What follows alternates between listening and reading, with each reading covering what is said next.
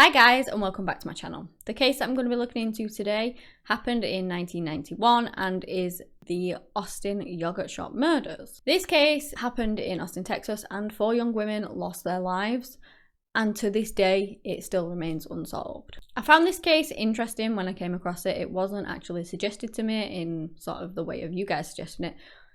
But if you do have any suggestions, please do let me know and I'll look into them for you. And for those of you who don't know about this case, maybe you'll find it interesting like I did.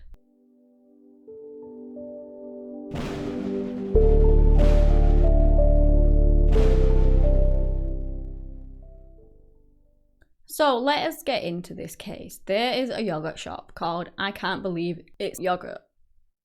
Of course, this happened in America, so obviously they pronounce it yogurt and not yogurt like we do in the UK. So let me just tell you the names of the 4 victims involved in this case. We have 13-year-old Amy Ayers, 17-year-old Eliza Thomas, 17-year-old Jennifer Harbison, and 15-year-old Sarah Harbison. That was actually Jennifer's younger sister. Now all 4 of these girls were murdered. Jennifer and Eliza were the girls that actually worked at the store, and Sarah, obviously Jennifer's sister, and their friend Amy came to the shop to get a ride home with Jennifer. The shop closed at 10 o'clock at night, and so they were going to get a ride home because they planned on having the sleepover. So bearing in mind, these girls, 2 of them worked there, but the other 2 decided that they were going to come in, they were going to help them close up the shop. The shop closed at 11, and so, you know, they were just going to help out the friends. And then all of a sudden, just after 12 p.m, a police officer on patrol notices that the yogurt shop is actually on fire. Of course, they bring in the fire brigade, they come and they put the fire out. Now, nobody at the time knew what they were going to uncover inside of this fire and the horrors that was inside this yogurt shop. So 2 of the firefighters go inside, they go to inspect the scene, you know, look around, and what they come across is horrific. They basically are walking along when one of them says, "Is that a body?" And so the person in front backtracks a little bit. He actually believes that he may have trodden on this body without actually knowing that it was there, you know, not even realizing that it was a body. Obviously everything in there is fire damaged and it's really hard to tell what's what, but then he backtracks and he looks down and he's like, yes. He sees a foot and then he realizes that it is actually a body. Now, they found 3 of them stacked up on a pile, which is just horrific. And then they found another girl, which was actually Amy, who was the youngest of everyone. She was 13. They found her a little bit away. It had looked like basically she had crawled away. So now all of the girls had been shot in the back of the head, execution style. But Amy had actually been shot twice. So she not only did have one in the back of her head, she had one through like her cheek, going all the way through her cheek. Well, both cheeks, I guess. Amy had also been raped, it would later be found out.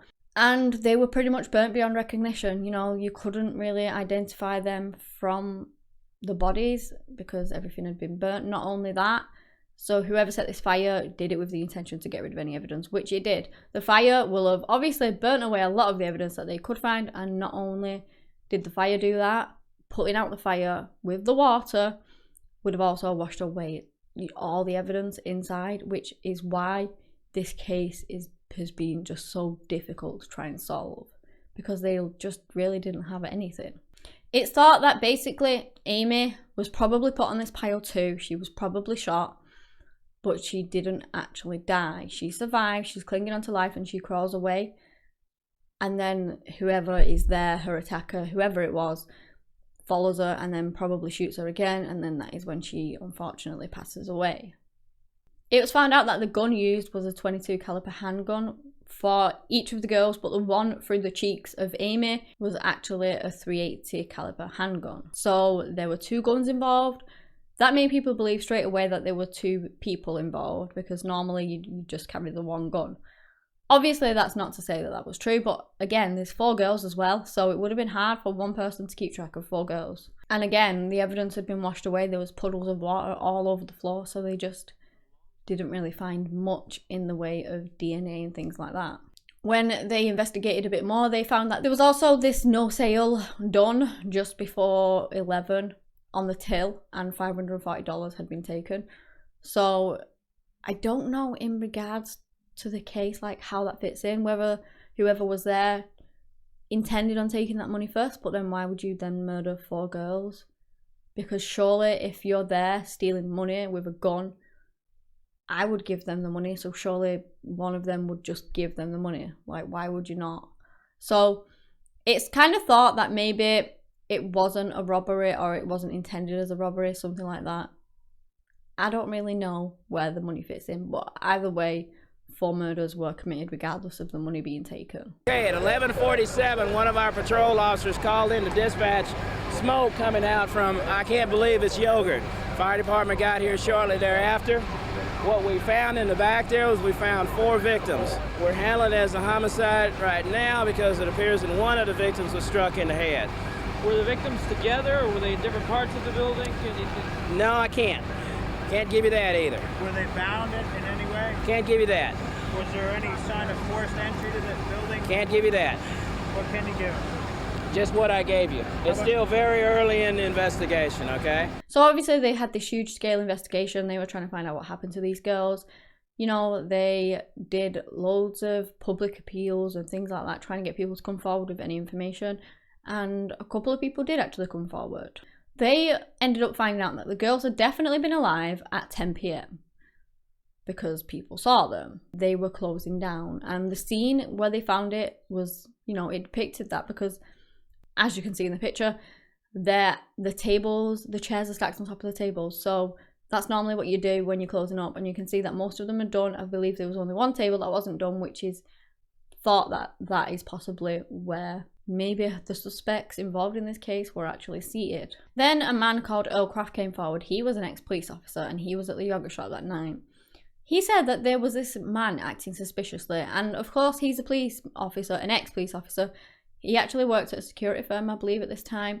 And so they kind of have a keen eye, and they kind of look out for things and get feelings about people, because that was essentially their job. But just pretty much he paid a lot of attention to what was going on around him. He said that there was a shady guy hanging around in this military jacket, and he kept letting people go in front of him. So you're probably aware, like you've probably done it yourself. If you don't know what you're going to order, you know, you can sometimes let people go in front of you because they possibly know what they want and you don't, you haven't decided yet. And that is what he kept doing. He kept letting people in front of him. So this officer, Earl, he thought something was wrong, like something was off with him. And when this guy said to Earl, like, you can go in front of me, he refused and said, no, you go first. And then the man went up to the counter and he bought a drink. And that is it. So it's really, really thought that this guy is suspicious, because why did he spend all of that time deciding what he wanted to then just buy a drink? Like, it was a bit weird. This man then went off to the back of the shop and he disappeared for a while.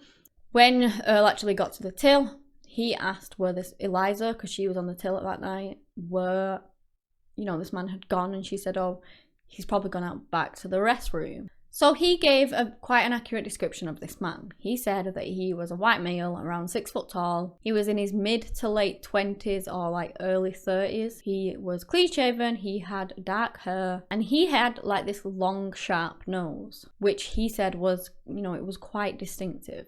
He wasn't the only one that came forward going on about this shady figure as well, because a couple actually came forward. They said that they noticed these 2 guys sat in a booth, that she got a weird vibe off them. Like, they were sat there just drinking a drink, and she really got a weird vibe off them, to the point where in the end she actually had to leave. She just said that they were acting really strange. It creeped her out, and so because of that they ended up leaving. And when they actually left, that left just them 2 people in the shop, because nobody else was in there. The girls had obviously began the closing up process. They put the closed sign on the door so that nobody else would come in, and obviously they just had to wait whilst the customers that they already had sort of finished up and then left, and then they would lock the place up. So this couple left, and it left these 2 guys in there alone with the girls. There was nobody else there. So shortly after this crime happened, the police arrested a teenage guy who was walking around the mall with a .22 caliber handgun. Now you might think, obviously that matches you know, what the girls were shot with, and then possibly they had the guy from that. This guy that they picked up was called Maurice Pierce. He then kind of brought his friend into this, Forrest Welburn, by saying that he, on the night of the murders, he actually lent his handgun to him. And then he completely denied everything, basically saying that he had nothing to do with it, he didn't have a clue what they were talking about. But he did actually admit to some illegal activity on the night that it happened. He said that him, along with Forrest Welburn, and two of his other friends, Robert Springsteen and Michael Scott, had actually stolen a car that night and they were out joyriding. After questioning, Maurice and Forrest were cleared of any involvement with the case. It was later said that they believed that Forrest couldn't even sort of arrange a two-man parade, that these were just these delinquent boys, you know, causing trouble in the streets, but not with a murderous intent. It just seemed like, you know, Maurice was in the wrong place at the wrong time with a gun that actually matched, you know, the caliber gun that was used to kill these girls. Now, they did test his gun against, obviously, the gun that was used, the bullet. So it's, when a bullet is shot, it leaves like rifling on it, and it's like a distinctive mark on the bullet, and it's inside the gun. And so they compare them, they do ballistics on them, they compare them, and then they can normally find out which gun fired that bullet, basically. And so they did ballistics on this gun and they didn't match. So it wasn't a gun that had killed these girls that Maurice actually had. And apparently the gun, that the .380 caliber gun that they shot, and apparently the .380 handgun had this very distinctive twist in it. So basically, if they found that gun, they would know which gun had been used, certainly, because it had very distinctive markings. This case was a bit crazy, okay, because yeah, they had lots of people ringing in and confessing. They had over 50 false confessions in this case, which is crazy. Like, why are people ringing in saying that they did it? I don't get it. The police were under a lot of pressure by the public as well to try and get this case solved. They really, really were, because nothing like this ever really happened in Austin. And so they were under a lot of pressure. They had a serial killer admit to it. He was called Keith Allen McDuff. And yes, he was in the area at the time and the police did look into it. But when police did interview him years later in prison, because he was, again, a serial killer, he said that if he had done the murders, he would confess to them. At this point, he's already on death row. And so admitting to these girls' murders wouldn't have made a difference to his sentence, really. And he was quite proud of the murders he'd committed, as awful as that sounds. And so why wouldn't he just claim them if he had done them? So they kind of didn't think that it was him anymore. He also didn't match the description that the police had been given of the guy last seen in the yogurt shop. The police, the lead detective in the case, did everything that they could. They looked into every angle to try and find anything that they could.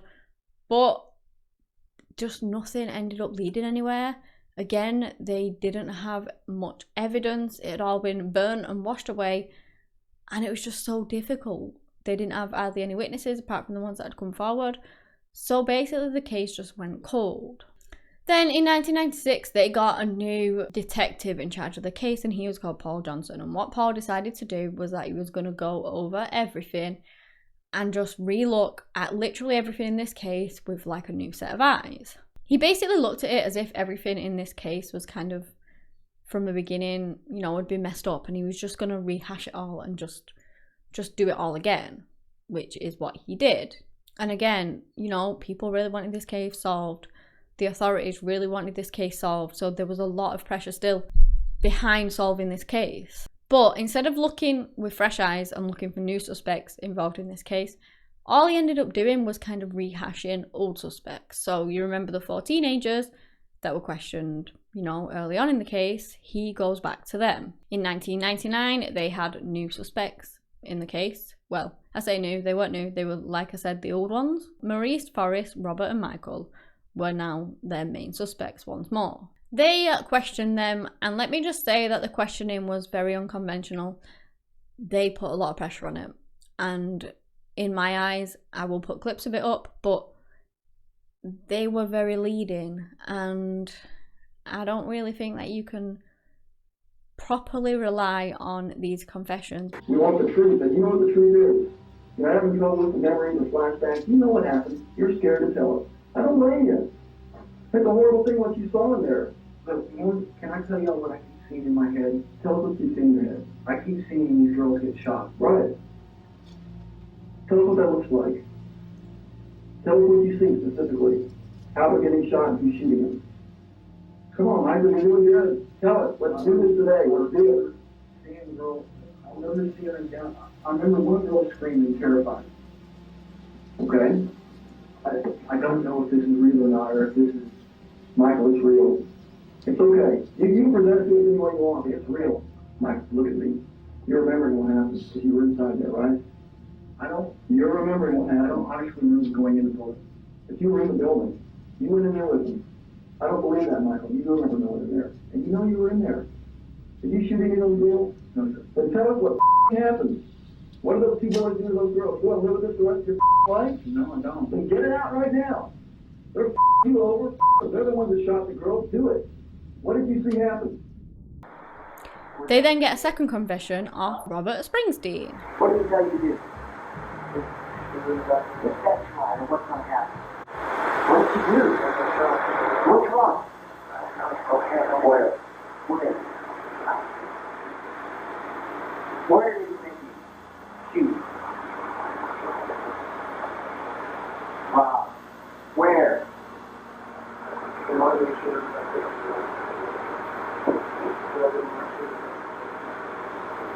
I shut down. You already show up. What happened? The police's theory here was that it was a planned robbery, but things went wrong, and obviously they were these delinquent kids that wanted to get money for drugs. You there? Absolutely. You are there. You are there, man. Yes, you do. You know how to just say it. The police really did think that it was like this robbery gone wrong kind of thing, but again, I don't really get that because I don't know, just because you're robbing the place, does that mean that you're going to murder 4 girls as a result? I don't know. I know robberies sometimes go wrong and they end up murdering them, but I don't know. I don't believe that, to be honest. At some point, Maurice hands you that revolver. What does he say to you? Either shoot him or you're next. That's what he said. Because I didn't want to do it. Right. Either shoot him or you're next. What do you remember hearing then? I remember looking at this girl. I cry. I hear Robert saying, "Do it, do it." I hear the gun go off. I only pulled the trigger once. The police also tried to implicate the other 2 boys, Maurice and Forrest, but they weren't having none of it. They flat out denied any involvement in this whatsoever. They never ever confessed to anything, and they just said that they weren't involved at all. And because there was no evidence actually linking them to the case, the police couldn't bring charges against them too. However, obviously the other 2 guys had already admitted to it, and so they had this confession off them, and that was really all they needed to go to court. The problem is, we got to get what to are our options? I options cannot give you any more truth than I've already given. Where do we go from here? Why can't you? Because you're going to dig yourself into that thing? Well, you're already there. You've already dug the hole. The hole's there. Oh, then I'm in it. I don't know. That's what I keep telling you guys. I mean, my God, this was 7 years ago. But this is one of the most significant things that ever happened in your life. That's what I keep trying to explain to you. If I was there and I partook in this, I would remember these things. And you do remember these things. No, I don't. No, I do not. You're the coldest guy I've ever talked to in my life. Are you a cold-blooded murderer? No, sir, I'm not. I think you are. I think Maurice is absolutely true about you. Well, then you're the coldest guy I've ever talked to. Pardon me? Then let's take whatever actions we need to take. If that's what you believe, and that's where you think this case needs to go, then let's go there. We don't want to go there. But I'm doing everything I can and have exceeded my limits of helping you guys. Where do we go now? As I said, there was no DNA found in the scene. There was no hair, no blood, no anything, no fingerprints, and so there was just no evidence tying these guys to it, but they had confessed. Now, as I said, they were pressured into a confession, and let me just show you a bit of a clip here, which gives you an example of how much they may have been pressured into a confession. Because do you see anything wrong with this following video? Is that the gun you shot somebody with, Mike? Is that the gun you walked up behind somebody with and shot in the head? Yeah, that's right. At one point, the police officer actually does hold a gun up to one of the guy's heads. Like, literally, that actually happened. Which is insane. He's not threatening him, in a sense. Like, you know, he's doing it as an example. He puts a gun to his head and says, is this how you did it? Is this how you shot it? For like a millisecond. But, I mean, if you're in a police station being interrogated and they're pressurizing you and you did it, didn't you? You did this, you did that, and then suddenly you've got a gun towards your head. I mean, I don't think it would take that much for people to crack under them circumstances, even if they didn't even do it. Like, they're just terrified at that point. So in May of 2001, which was nearly 10 years after these murders had actually happened, Robert Springsteen's trial actually commenced and he denied all charges. He said that the police actually forced him into a confession, which, you know, it kind of did look like that to me as well. But in a big thing that the prosecution used against him in his trial was that he knew things that they'd not released to the public. So they kept a lot of information, you know, like they often do, behind doors, and he was describing things that he didn't know. But I'm sorry, if they slowly feed you little bits like, you raped her, didn't you? And then he's like, yes. He kind of answers yes to a lot of things. Like, rather than them saying, what did you do? Describe what you did. And he just describes it all without any prompting. They say kind of things like that and feed them little bits of information. And then they're just like, yes, I did it. Yes, I did that, blah, blah, blah. And so to me, that is possibly how they could have got this information that, you know, only the killer would have known, kind of thing. And the police officers, of course. And again, that is what he claimed. He claimed that the police officers had subtly fed him this information, that they pretty much forced him into a confession, and that he was scared for his life. And if he didn't confess, that, you know, they were going to hurt him. And that is how he said he felt at the time. Despite that, he was found guilty and he was condemned to death row. A year and a half later, Michael Scott's trial comes up and he's also convicted. He isn't put on death row though. He's given like a life sentence. Then we're talking 15 years after the murders actually happened. So now we're into 2006 and things are happening again with this case. Things begin to turn around in this investigation because the two convictions of Robert and Michael are now overturned. Now basically in American law they have something called, I don't know what it's called actually, but basically they're allowed to cross-examine off each other's confessions and they were not permitted that in the court. So they should physically see each other and be able to confront their accuser. Because Michael had confessed and then implicated Robert then had the right to kind of face Michael, but that right wasn't given to him. And instead both of the confessions were just used to kind of implicate each other and they weren't allowed to face each other. And so because of that, it was said that their constitutional rights were violated and they were freed on bail in 2009, pending trial. Then in the same year, 2009, before the retrial happened, new evidence actually came to light. So how I said that there was no DNA found on the girls whatsoever, the technology at the time was not very good. Amy had been raped at the time and they did vaginal swabs, and now they retested these vaginal swabs, and this time they actually found DNA on that swab. And so they tested that DNA and it didn't match any of the 4 guys that they thought were suspects at the time previously, any of them whatsoever. It didn't match any of them. But also they put it in the database to see whether it matched anyone in their known database, and it didn't match anyone there either. So basically, the person that raped Amy was not Michael Scott, nor was it Robert Springsteen. And so, or any of the other 2 guys, Maurice Pierce and Forrest Welburn, it was none of them. And so how could they have been involved in this murder if the person that raped Amy was none of them? Tell me that one. Also, they showed pictures of the boys to the ex-police officer that had seen this shady man with the description that he gave, and he said that none of those were the man that he saw. Again, the man that he saw was in his late 20s, early 30s, and these were teenagers. They were like 15 and 16-year-old. So he just said that it certainly wasn't any of them. Like, he had very distinctive facial features and none of the boys matched it. None of the boys matched anything that he said. So with this, Robert Springsteen and Michael Scott were actually freed because this DNA didn't match. Now, normally in cases where people have been wrongfully put in jail and things, they can actually sue to get money off the state, but apparently they couldn't get any money off the state because they had never actually been found innocent by a court of law. So some people do still believe that these boys did kill those girls. And Austin Police Department, you know, is one of those places. They truly do believe that it was these boys that committed these murders. The original lead detective on the case came forward to say that he does not believe that these boys were involved, though, you know, that they were just teenagers, delinquents at the time, and that they didn't kill these girls. And to me, right, if you knew that you were there at that yogurt shop, okay, you're these two people who sat there with a drink and you were there, why would you not come forward?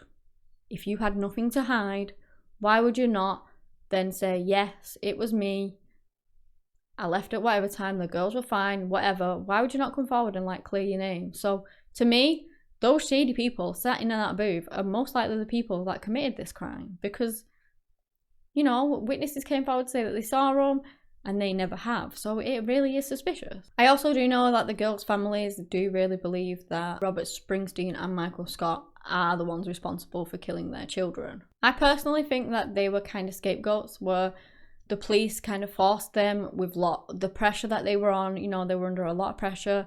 They maybe inadvertently fed them these clues as to the crime scene and stuff, and basically, you know, led their confession. And then these guys confessed to murder, but at the end of the day, there was never any evidence tying them into the murder. The style that they were sort of questioned under was very intense. They didn't really get a break. They were hungry, they were thirsty, they were questioned for hours and hours on end. You did it, didn't you? You did it, didn't you? Just tell me you did it. And then you raped her, didn't you? Do you know what I mean? So they were young and they didn't really know. And so they just confessed. That is what I believe, at least, anyway. Maurice Pierce was actually killed after stabbing a police officer, Officer Frank Wilson, in the neck with a knife. He severed his carotid artery, which showed obviously a clearly aggressive behaviour from at least one of the suspects in the case. Wilson survived, but Maurice actually died after being shot by the police officer. It was unrelated to the case, but, you know, it just showed that he could be like this aggressive man. As of 2021, there are no more leads, you know, in the case of the murder. The Austin Police Department has this yogurt shop, what is it, like a figure, like the layout of the shop. It is literally, they have the 4 girls' pictures on the wall, they have the shop laid out exactly how it was the night that this occurred, so that people can, you know, re-look into it and go back to it all the time. And they have just like the model there sat waiting just for this case to be solved, you know, in case anyone with fresh eyes can look over something. They just always have that there to look over. I truly hope one day that this case is solved and that they do find who killed these girls, because it has been so many years now. It's been like 30 years and we just don't know who killed them, and it's awful. What happened to these women was tragic. These young girls was tragic, and their families were devastated by it. And whoever did this could be still out there. I know it's 30 years later, but if, say, they were in their 20s, 30s, you know, they're going to be 50, 60 now. And so this person or these people, whoever they were, essentially got away with 4 murders, and they're still out there. I really hope that one day this case is solved. Maybe one day it will be. You know, it's just awful and tragic what happened to these girls, and especially how young they were. I mean, Amy was 13 years old, and what happened to her was even more brutal than what happened to the other girls. She clung on to life. She tried escaping. She was raped and shot again. It's just, she tried to cling on to life, and they just didn't let up, and they murdered her.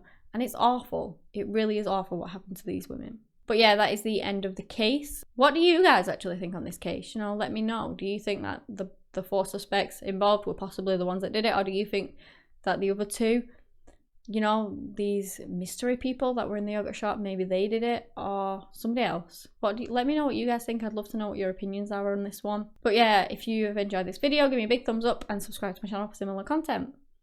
Anyway guys, that's all I have today on the Austin Yoghurt Shop murders. Thank you so much for watching, and until next time, bye.